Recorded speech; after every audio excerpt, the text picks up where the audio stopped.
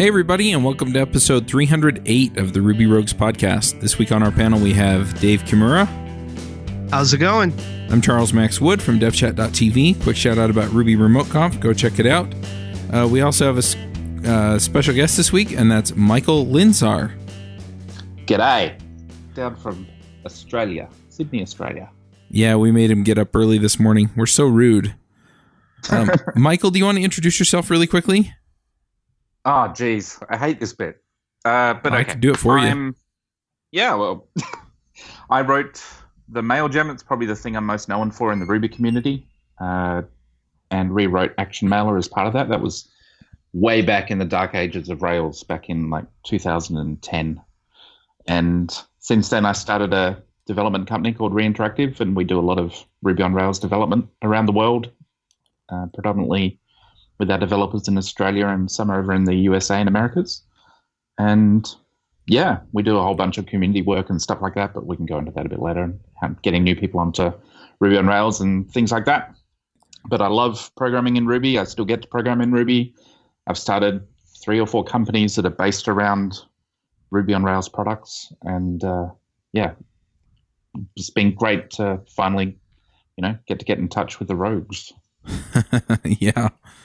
Yeah, well, thank you for the mail gem. It is amazing. I was going to say, Dave, were you around for the dark ages when we used the TMail gem? No, I think I was still in diapers. Wait. Oh, now you're making me feel old.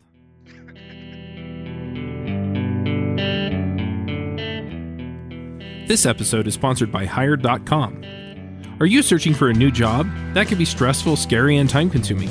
Pushy recruiters try to sell you on roles you don't actually want, and the job boards make you feel like you're throwing your resume into a black hole, never to be seen again. And sometimes you go all the way through the interview process just to find out at the very end that the salary, offer, or company culture doesn't match what you're looking for. Hired is the world's most intelligent talent matching platform for full-time and contract opportunities in engineering, development, design, product management, data science, sales, and marketing. We make your job search faster, focused, and stress-free. Instead of endlessly applying to companies and hoping for the best, Hired puts you in control of when and how you connect with compelling new opportunities. After completing one simple application, top employers apply to hire you, and on Hired you receive personal interview requests and upfront salary information so you can make informed decisions about what opportunities to pursue over a condensed timeline. Hired offers access to more than 4,000 innovative employers, including big brand names like Facebook and smaller emerging startups. The size and type of company you want to connect with is totally up to you. And we help you find new opportunities in 17 major cities in North America, Europe, Asia, and Australia. Open to relocation? Let them know. Your privacy and autonomy in your job search is of utmost importance. And if you sign up today using the show's link, that's hired.com/rubyrogues, you can get double the normal hiring bonus. That's $600 instead of $300. So go check them out at hired.com/rubyrogues.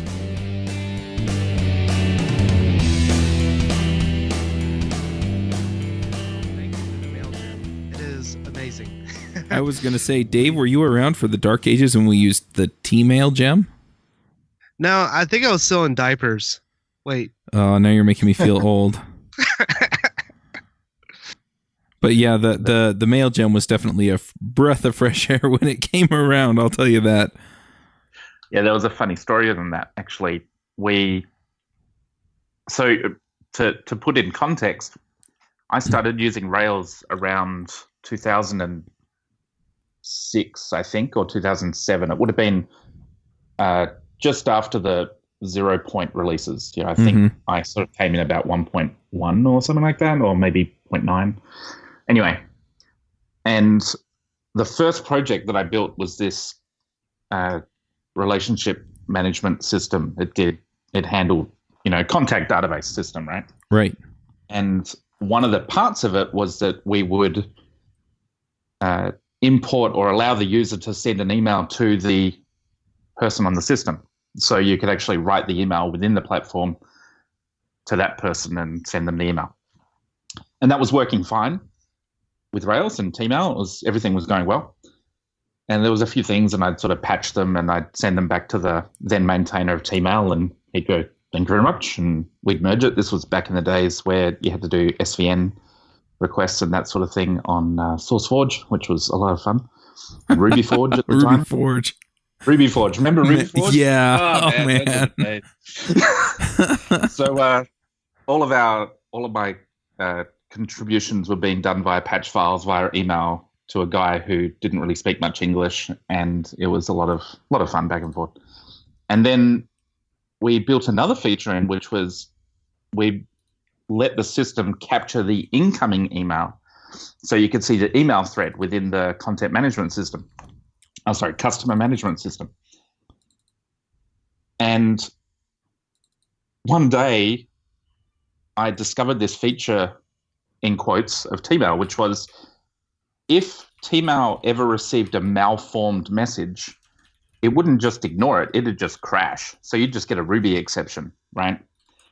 And I had this brilliant idea, which was, well, the only people that will be sending malformed emails are going to either be people that are doing it by hand, which is pretty rare these days, obviously. It's not many people that type into a mail server directly and send their email, or spammers, because that's the way they get past mail filters, is by routing a malformed email. Because in the mail RFC, if you look it up, 2822 or even 822, the original RFC, it says that if you can't parse an email, you must, in capitals, let that email through, right?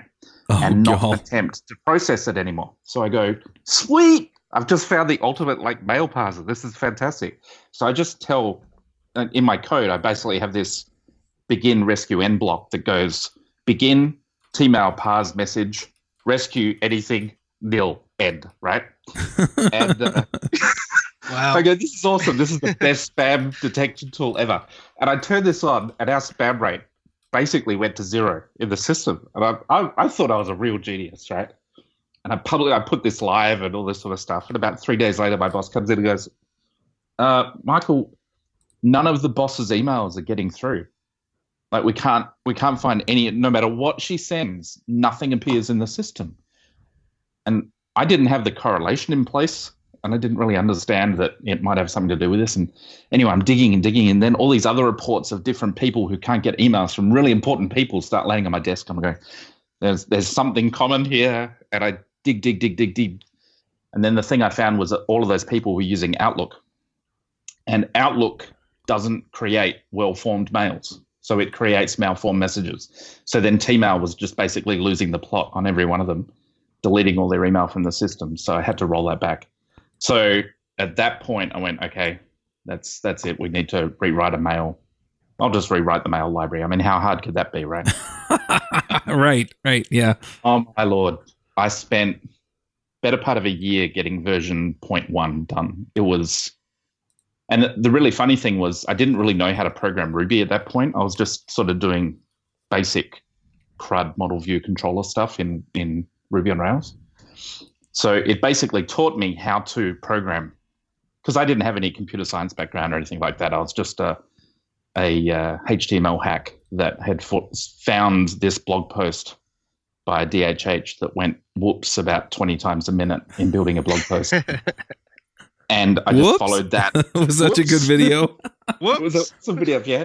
If the listeners haven't seen it, you need to go and Google and watch the original Rails release video. It was incredible at the time. Anyway, so I'd just been following that and making it work. And then I went, well, I can do that. So therefore I must be able to program a whole mail gem. I mean, surely. So that's how I taught myself how to code, was write the mail gem. And then I messaged the guy who was maintaining TMail and said, look, I'm going to release this new gem. Do you mind? He's like, hell no. Here, have the full commit rights to Ruby Forge for TMail. Good luck. And he just disappeared. So that should have been, in retrospect, that should have been a warning. But anyway, there you go. That's great. So, at the beginning of this talk, I thought you were going to say that they were all just telnetting into the SMTP server to send mails. I'm like, oh my gosh, those are some crazy executives you got. No, this is, we're a little bit later than that time. That was earlier in my career. But yeah. But that's awesome. I love seeing how, even Rails in general, it started out as just a core part of the Basecamp model, and then DHH extracted it and then just open sourced it. So I love these stories where a application or a gem or some kind of plugin goes from being a part of a greater application, it's extracted open source and just gets used so widely. So that's really awesome. Yeah, I think it's also an interesting point in that you don't, and this is probably a message to the more, junior developers out there. You don't need permission to go and write a fundamental part of a programming language. And you might think that it's all done and it's all been finished. It really hasn't. There's so much out there that needs doing. And you just need the sort of, attitude to believe you can do it and just do it. There's no rules around this. If you build something that works, people will use it. And I mean, I'm actually looking for someone to work with me on the MailGem. I mean, since it was first written, obviously there's a lot of contributors now. And it's, no longer just me working on the MailGem at all. There's a lot of other people that are working on it. Jeremy from Basecamp has been doing a lot of work keeping it up to date and maintaining it.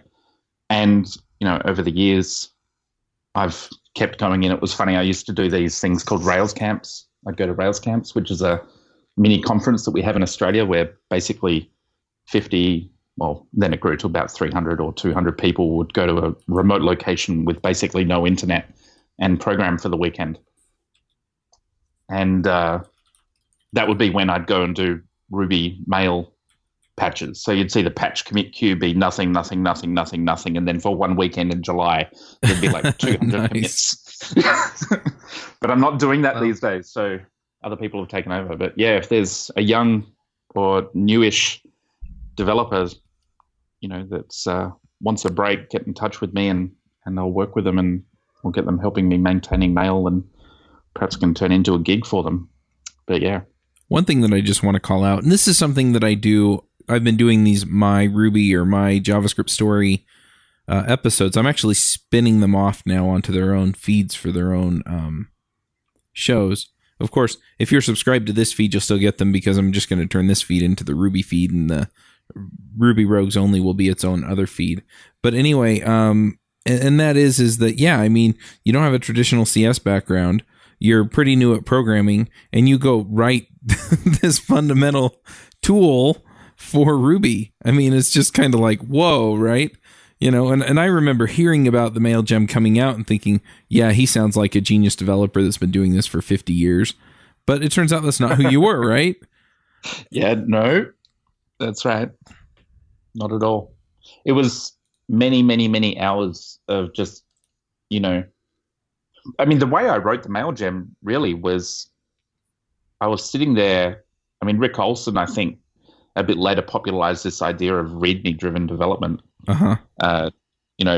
which is also sort of like, wait, what, waterfall? We're back to that. But, it was how I wrote the MailGem. I basically was writing my application. I went, well, if I had a library that actually sent email the way that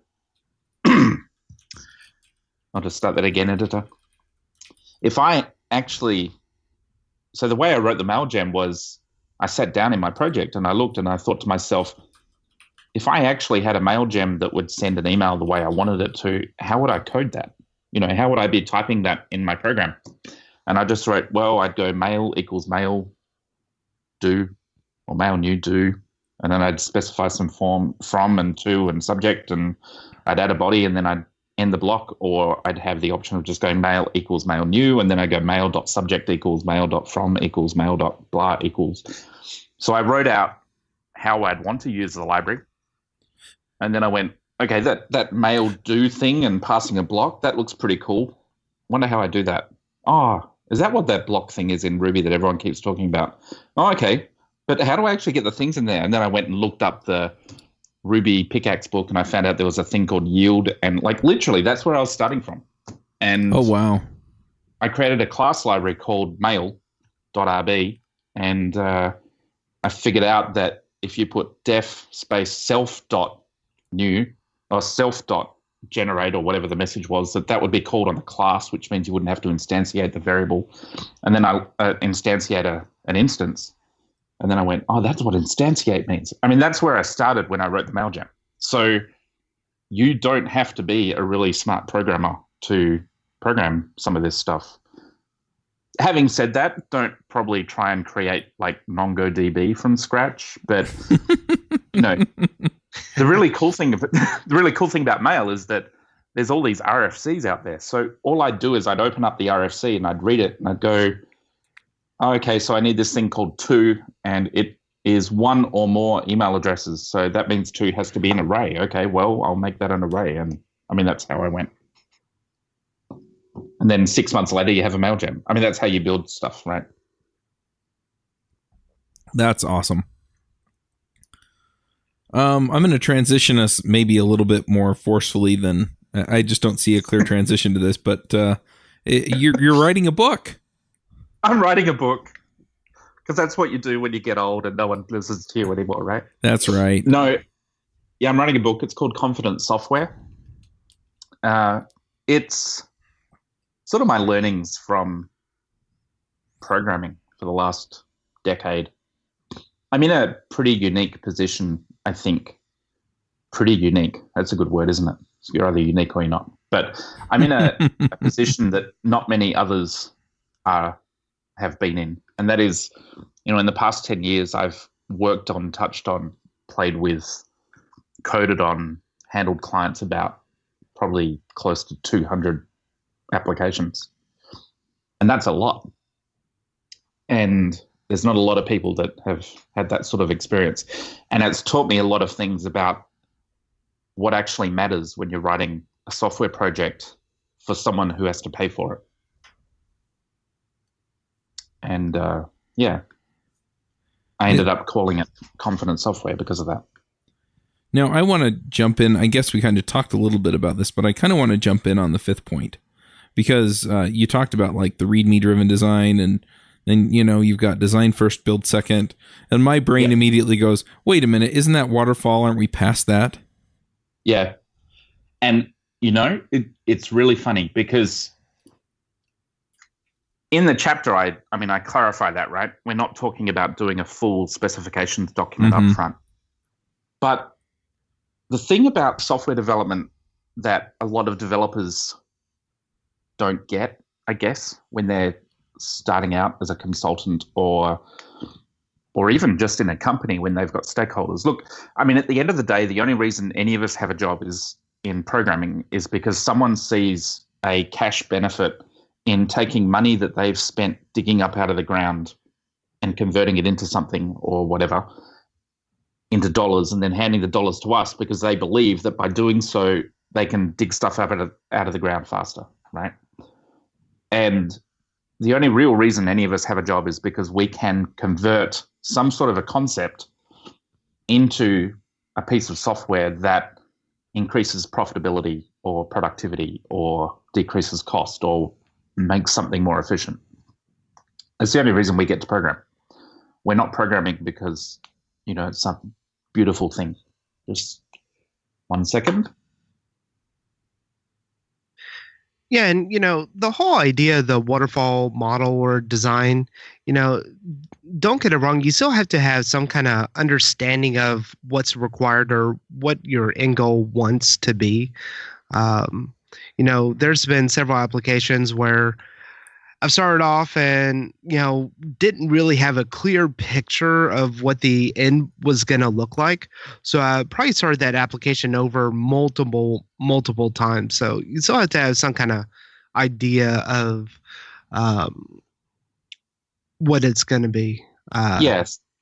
Yeah, that's right. The design first, build second maxim is about if I'm a customer and I've got a developer there, and I say, I want a web application that does blah, that in itself is the first step of design, right?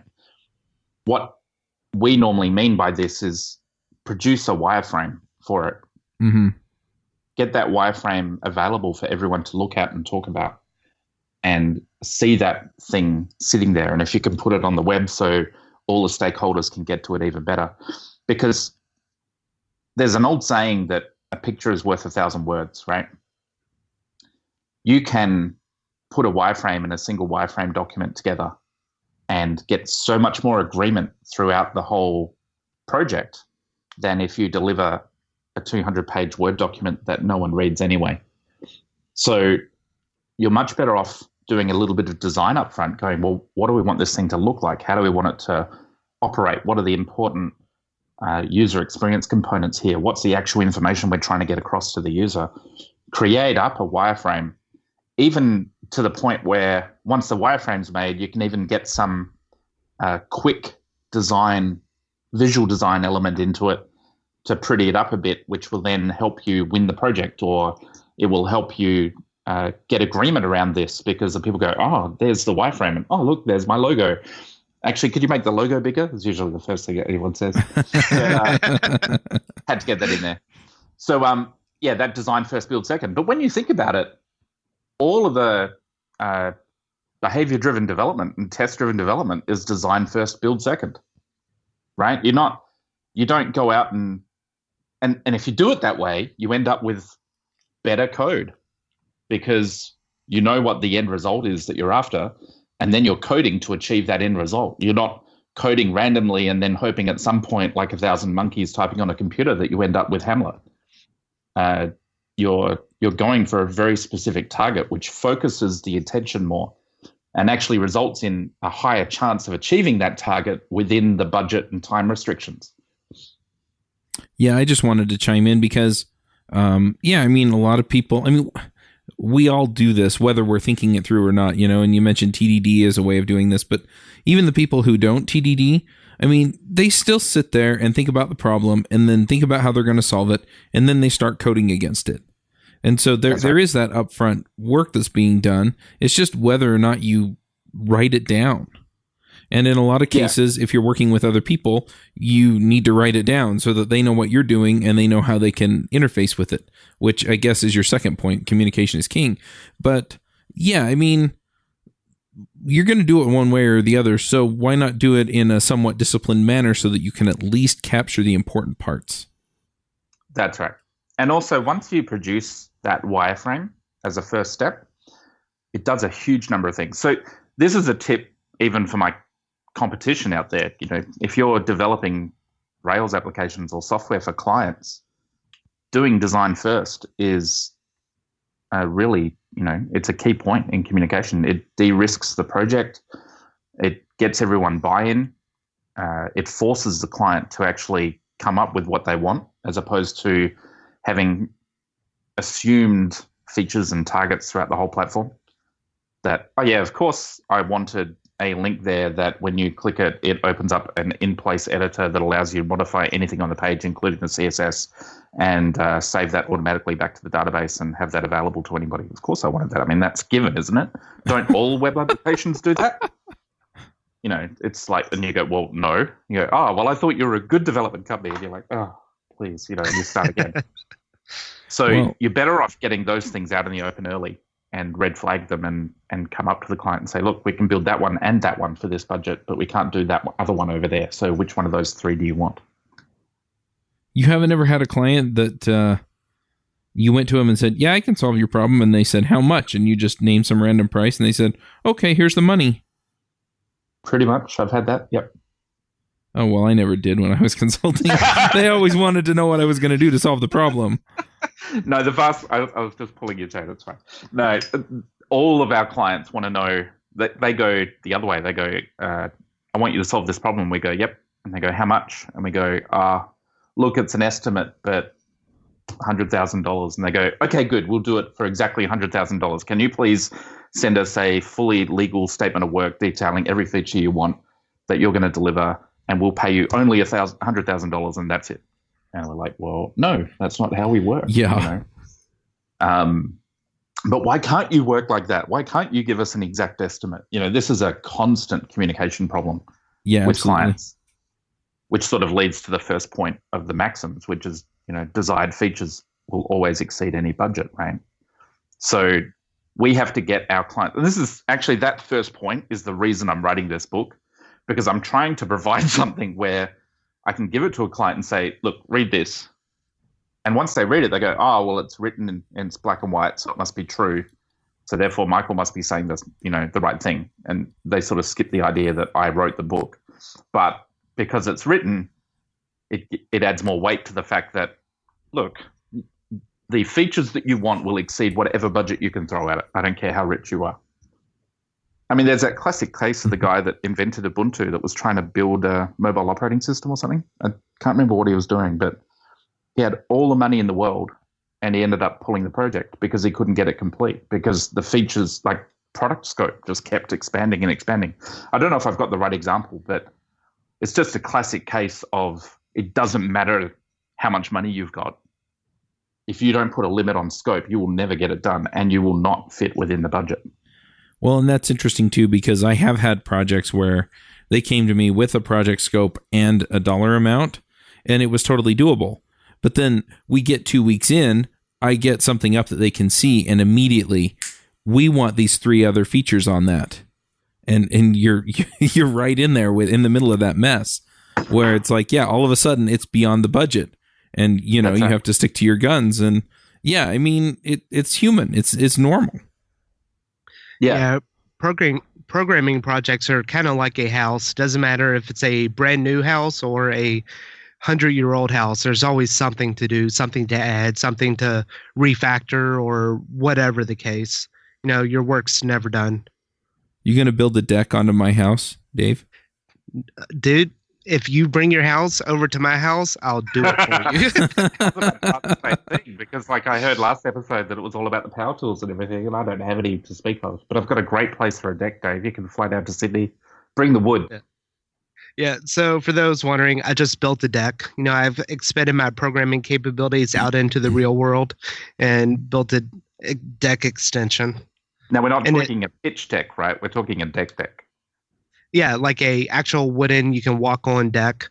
And, I gave it the weight test, so I stood on it, and it didn't collapse, so we were good.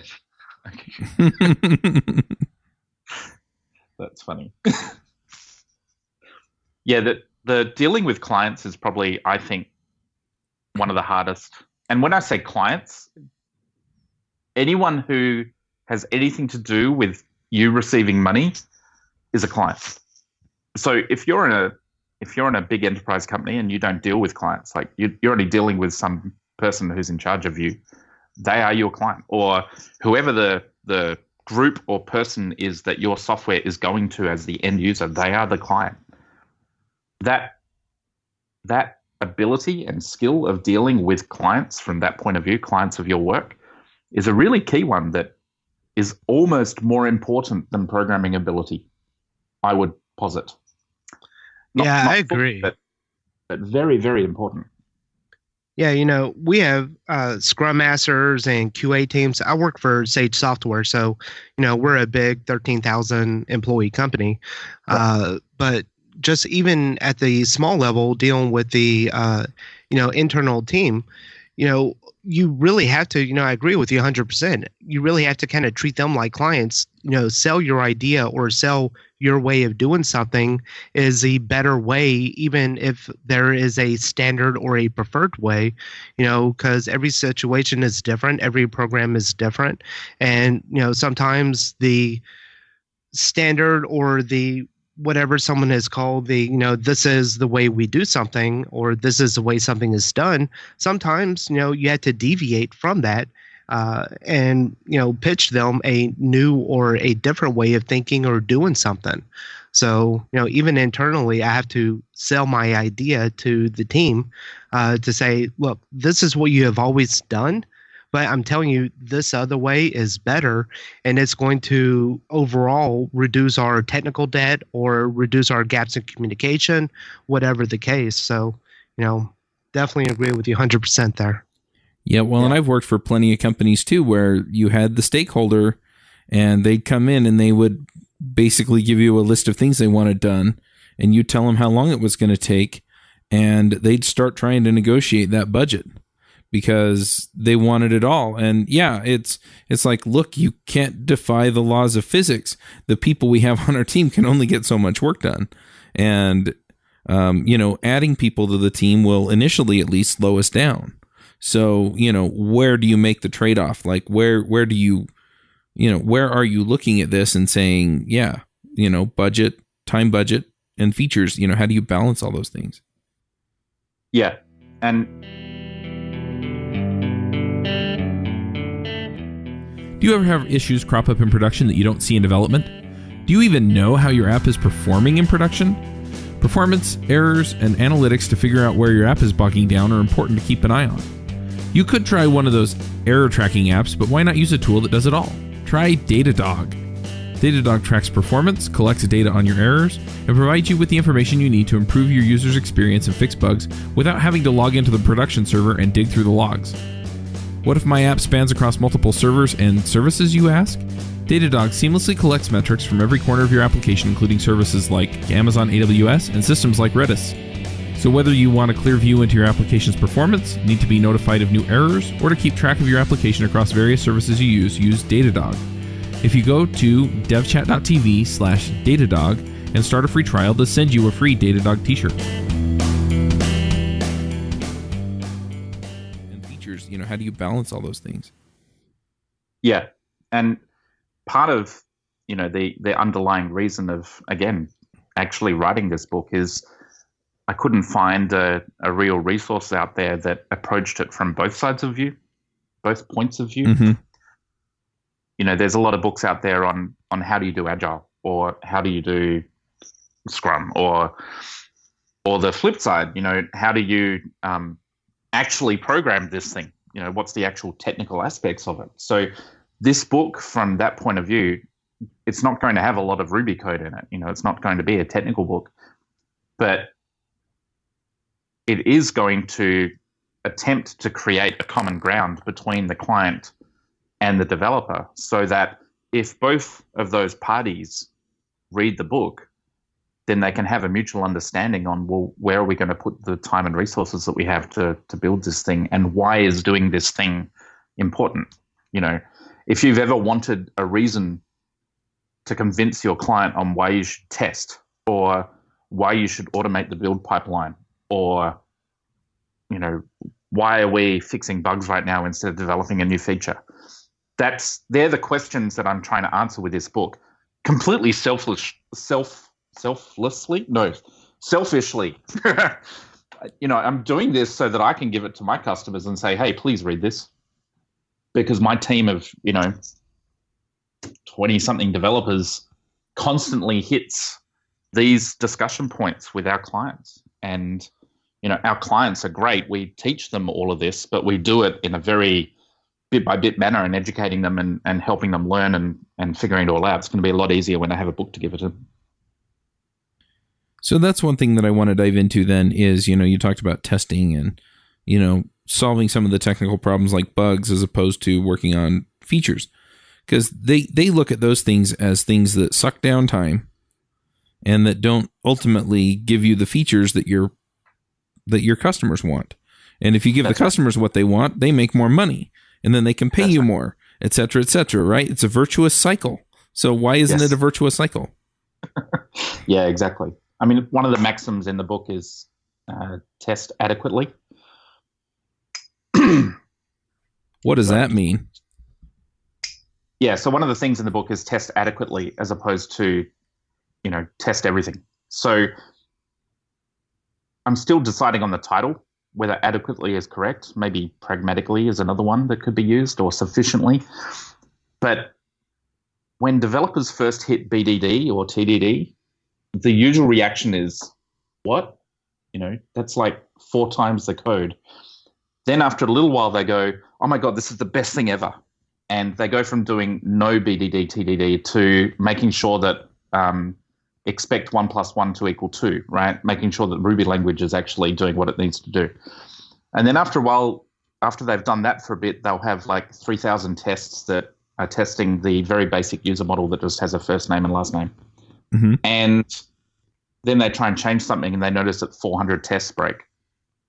And they realize, oh, hang on a sec, there's a balance here. There's a level of TDD and BDD, or there's a level of tests, even if you're not doing it as driven, that gives you confidence in the application being built. That doesn't mean you have to have thousands and thousands of tests. And I think in the previous episode, in the Rails 5.10, pretty sure it was you two that were chatting about, whether or not you BDD or TDD, because, sometimes it's quite hard to get your head around it. And how much do you test? So The other thing to realize when you're writing tests is that someone's paying for that code. Someone is sitting there and taking money out of their pocket to pay you to write those tests. So the tests that you write should be the tests that adequately check the system to make sure that in the future, when you add a new feature or you change something, you're going to catch that change as broken, whatever it is you're testing.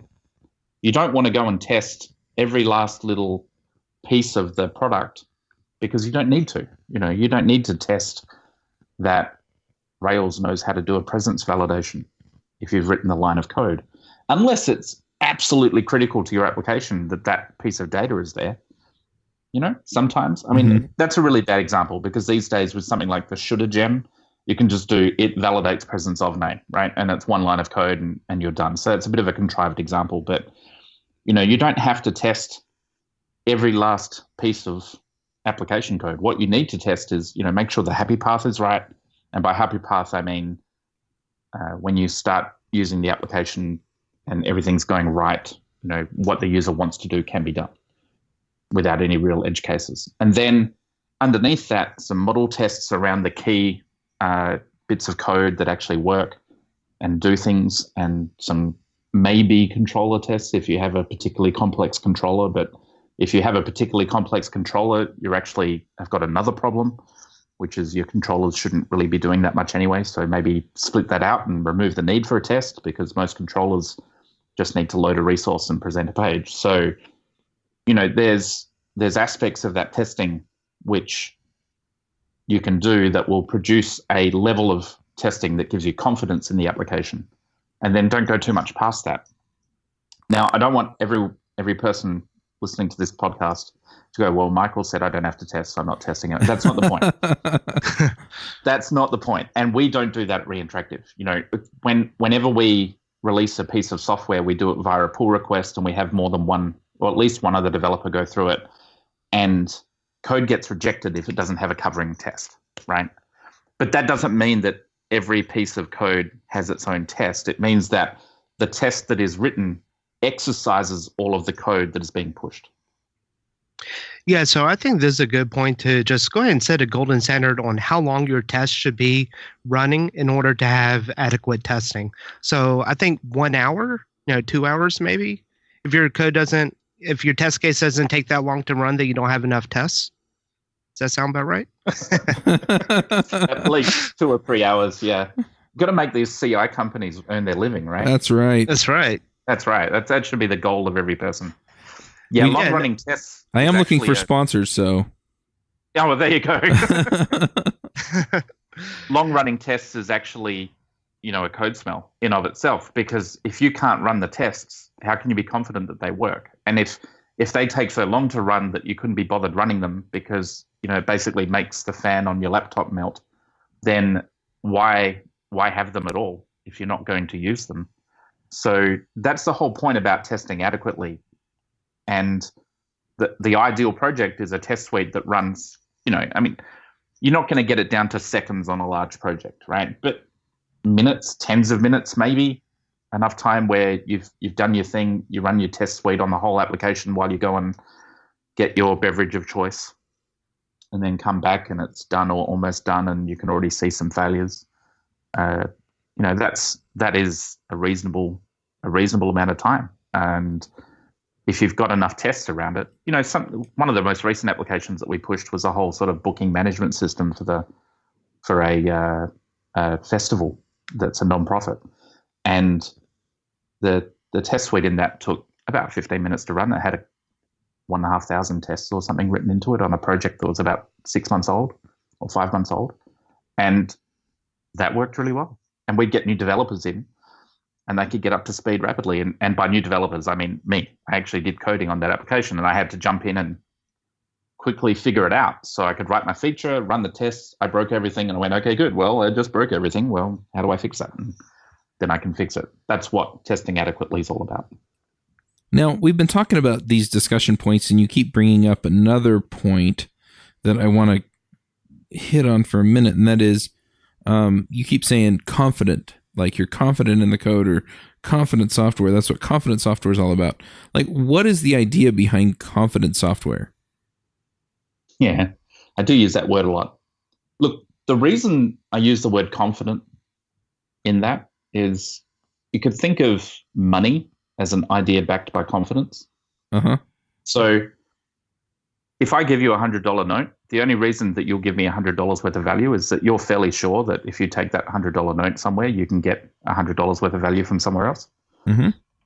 And when you have a confident approach, or if you've got an application that's producing software that makes people using it confident, it's not constantly buggy, it's got most of the features they think they want to use, it's well tested, it's maintained, that thing is going to attract more resources into it. So, and this is almost self-evident. It's one of those ideas that once you explain it, people go, oh yeah, well, that makes sense. Because if I've built an application that is fairly bug-free, for example, and this is one of the maxims is, prefer stability over features. If I've built an application that doesn't have all of the features, but the ones it does have work really, really well, and there's no bugs, then you're more likely to attract more users because they come in and they go, oh yeah, I can see that, this is doing exactly what I want for this bit. It'd be nice if I could do that, but this bit works really well. They're more likely to use it for that bit. However, if you're just focusing all on features and you develop 100 features, 20 of which are buggy in some way, or 50 of which have some edge case that blows up the whole thing, your users, all of them are going to hit that 20 or 30 that are broken. I mean, they'll almost magically gravitate to it. So then you're providing a bad user experience for everyone who's landing on your website. They're not likely to stick around and play with it. So you want an application that people have confidence about, that they know it's going to work. Even the new developer that comes in, they sit down and they start programming. The first thing they do, they set up the application in the README, and they're told then run the tests as the first thing that they should do in the README to see that they pass.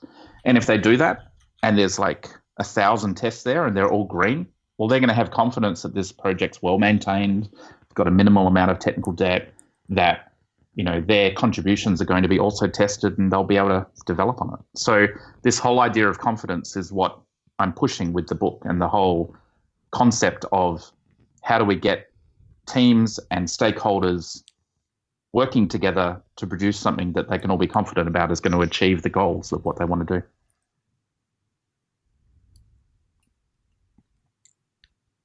I like it. Mm-hmm. I'm not a big book reader, but everything that you said, I'm on board with. So I might have to check out your book. Yep. I hope so. Yeah. Now I have a hard stop in about 10 minutes. Yep. So I do want to get into the mentorship, apprenticeship ideas that you have before we wrap up. And I'm really curious, how do you teach this confident software philosophy or these practices to new people? So in my company, the way that we've done it is we have a lot of policy that we build up around the company. And a lot of these ideas in the book that I'm writing, is assumed knowledge within Reinteractive.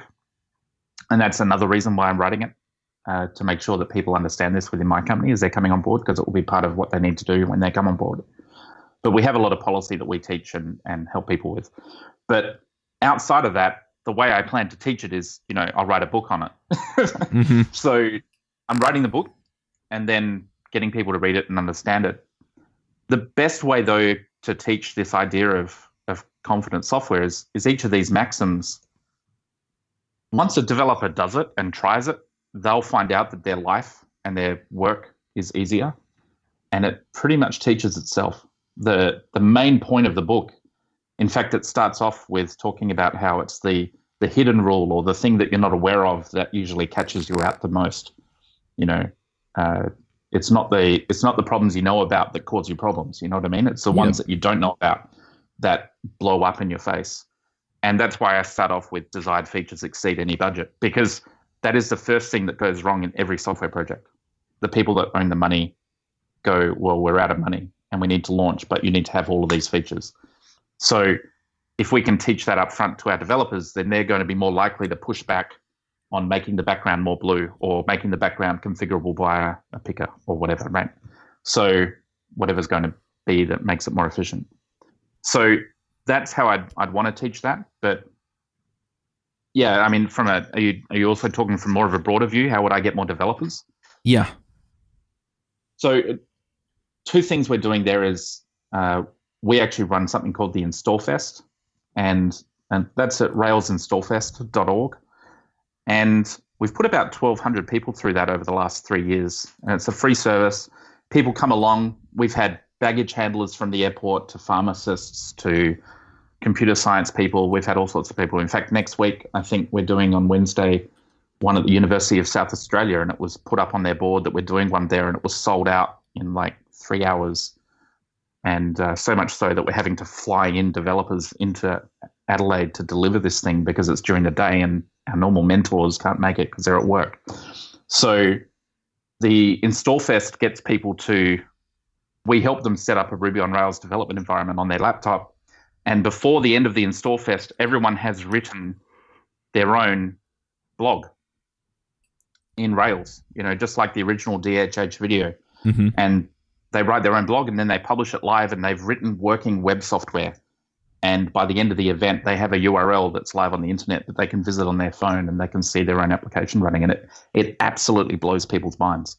So we've been doing this for a few years now, and that's been fantastic. And we've got about 1,200 participants.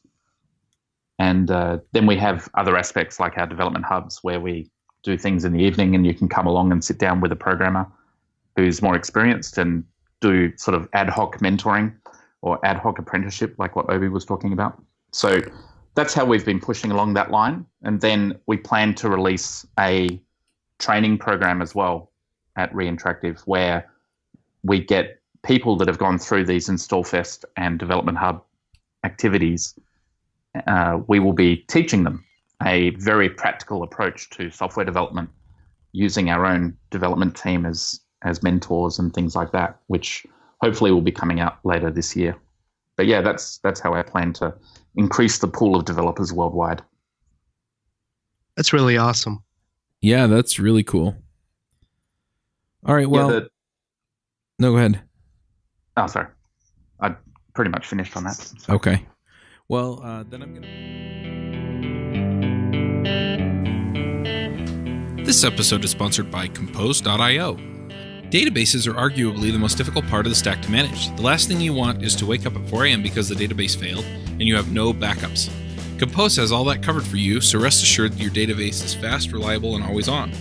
It's production-ready cloud databases on AWS and GCP for SoftLayer, so go check them out. You can pick from 9 databases including MongoDB, Elasticsearch, Redis, RethinkDB, MySQL, and one of the latest, ScyllaDB, which is a fast drop-in replacement for Cassandra. All databases come with guaranteed RAM, IOPs, and CPU that auto-scale, automatic daily and on-demand backups, high availability nodes, security you can count on with private VLAN, IP whitelisting, SSH and SSL, two-factor authentication, and much more. Deploy your database in minutes and they'll take care of all of the administrative tasks like patches and upgrades. Setup is fast and easy, so go try them out for 30 days free at compose.com/devchat. I pretty much finished on that. So. Okay. Well, then I'm going to push us to picks. I hate cutting these shows off short, but... We can always do another one. Yeah, we definitely should. Not at 5 a.m. Okay. We'll see what we can do. Dave, do you want to start us off with picks? Yeah, sure. So my first pick is railsassets.org. So it's rails-assets.org. If you've never used it, it's been featured in a couple of my recent Drift and Ruby episodes, but it's basically where you can add your JavaScript libraries right into your gem file, and it'll automatically, kind of manage them for you, lock the gem versions, and you can just simply and easily add in different JavaScript libraries into your Rails application. So this is probably going to be less useful once Rails 5.10 comes out with the whole yard management. But until then, and for legacy applications, it's a pretty great thing. And my second pick is bacon pancakes. Recently made bacon pancakes over the weekend with bacon bits. If you've never done it, or you can even use fresh bacon, it is amazing. Just crumble up some bacon and put it right there on your pancakes as they're being cooked. It's awesome. Have you ever seen that internet image that says, "Should I use bacon?" It's like a flowchart, and everything basically ends up at yes. It's hilarious. No, but I have to say I can agree with it. Google it. Yeah, Google it. Yeah. It's really good. All right. I'm going to jump in here with a couple of picks. The first pick that I have been on this search for a new CRM. Funny that Michael was talking about building a CRM. All CRMs suck. It's just a fact of life, I've decided. Yeah. But I moved off of one to another to another. I was originally using Highrise. It sucks. I moved over to 17 Hats, which is great, except that it doesn't have API integration, so you can't automate anything, so it sucks. And I recently moved over to a new one called Contactually. And I used it before, but it was really just an annoying way to realize that I wasn't keeping up with anyone, because it reminds you to keep in contact with people. And so I quit using it a long time ago. But it turns out it has a lot of the automation features I want, and it connects with Zapier, so it sucks less. So anyway, I'm liking that one. If you have any other CRMs that don't suck, they probably suck, but you can just let me know. I'm willing to try other ones. But yeah, so far this one has not pissed me off. But it usually takes me about a month or so, and then I'm like, it doesn't do this one thing that I just need. So anyway, we'll see how it goes. But yeah, I picked 17 Hats, and then yeah, it was that and the fact that you can't mass assign people to an email workflow or anything. Both of those things kind of did it in for me. So Contactually doesn't do invoicing, and 17 Hats does, and it integrates with QuickBooks, but I can live with that. I can go over to QuickBooks and send invoices that way. So anyway, so yeah, I'm going to pick that. And then I'm also going to just shout out Ruby Remote Conf. I believe this will come out right before early bird tickets end. Early bird tickets are $50. Regular price tickets are $75. So if you haven't gotten a ticket yet, you probably want to get one this week. And if my timing is off, then I'm real sorry if you missed them. But anyway, yeah, so those are my picks. Michael, what are your picks? Awesome. Yeah, actually on Ruby Remote Conf, it's interesting because our whole company is remote only. So a lot of benefit working remotely. It'll be an interesting conference. My picks. So first one is a little free app that we built that I'd love for people to play with a bit more. It's called Top Secret, and TOPSEKR.IT. And it basically does one-time password sharing. So if you've ever had the problem where a client needs to send you a password or an API key and they put it in email and then send it to you, and that goes into the Zendesk, support system, is there for life because you can't edit anything. Top Secret is for you. It basically takes your data. It verifies you via either Google OAuth or via an email link.